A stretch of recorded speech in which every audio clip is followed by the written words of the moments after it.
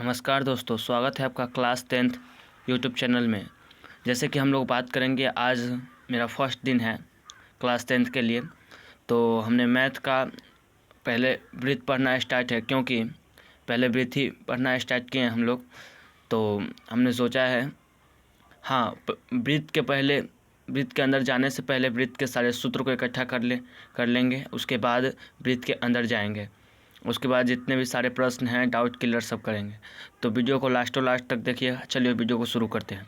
यहाँ पे देखिए, वृत्तों से संबंधित क्षेत्रफल और क्या है, जीभ या चपकर्ण वृत्त के किन्हीं दो बिंदुओं को मिलाने वाली सरल रेखा को जीवा कहते हैं। तो कहने का मतलब है कि वृत्त के किन्हीं दो बिंदुओं को मिलाने वाली सरल रेखा को जीवा कहते हैं। और व्यास वृत्त की सबसे बड़ी जीवा को व्यास कहते हैं। यहाँ पे कहा गया है कि वृत्त की सबसे बड़ी जीवा को व्यास कहते हैं।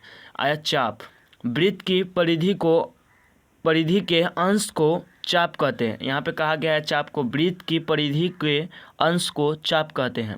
अर्धवृत्त वृत्त के आधे भाग को अर्धवृत्त कहते हैं, जिसका दोनों छोर व्यास द्वारा जुड़ा होता है। यहाँ पे कह रहा है कि अर्धवृत्त वृत्त के आधे भाग को अर्धवृत्त कहते हैं, जिसका दोनों छोर व्यास द्वारा जुड़ा होता है, उसे अर्धवृत्त कहते हैं। त्रिज्याखंड किसी वृत्त के चाप और उसकी दो त्रिज्याओं से घिरी आकृति को त्रिज्याखंड कहते हैं, यानी त्रिज्याखंड कहते हैं। यहाँ पे कहा गया है कि त्रिज्याखंड में किसी वृत्त के चाप और उसकी दो त्रिज्याओं से घिरी आकृति को त्रिज्याखंड कहते हैं। और अब आया वृत्तखंड। तो वृत्त के चाप और जीवा से घिरी आकृति को वृत्तखंड कहते हैं।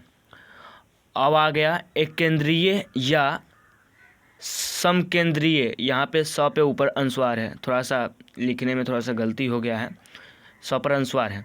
तो समकेंद्रीय वृत्त, यहाँ पे एक केंद्रीय या समकेंद्रीय वृत्त वे वृत्त जिनका केंद्र एक ही हो। यहाँ पे कहा गया है वे वृत्त जिनका केंद्र एक ही हो किंतु त्रिज्या अलग अलग हो, उसे एक केंद्रीय यानी समकेंद्रीय वृत्त कहते हैं।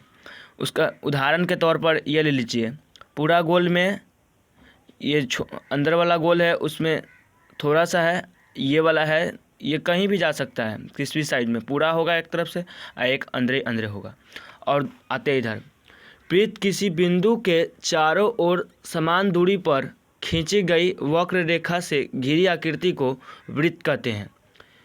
केंद्र वृत्त के मध्य में स्थित वह बिंदु जिससे वृत्त के सभी बिंदुओं की दूरी समान हो, उसे केंद्र कहते हैं। अब आ गया परिधि। वृत्त को बनाने वाली रेखा को वृत्त की परिधि कहते हैं।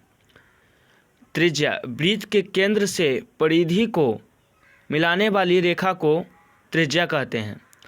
दोस्तों, मैं बात करूं कि आज के लिए इतना ही सूत्र काफ़ी है।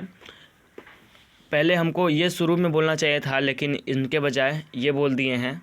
थोड़ा सा कन्फ्यूजन हो गया था, इसलिए बाद में लिखना पड़ा। तो दोस्तों, आपको समझ में आए तो ठीक है। ये अगर कहीं पे डिस्टर्ब हो रहा हो तो आप मुझे कमेंट बॉक्स में कमेंट भी कर सकते हैं। मैं डिस्क्रिप्शन में अपना नंबर भी दे दूँगा, चाहे तो मुझे व्हाट्सएप करके कोई भी सवाल पूछ सकते हैं। धन्यवाद।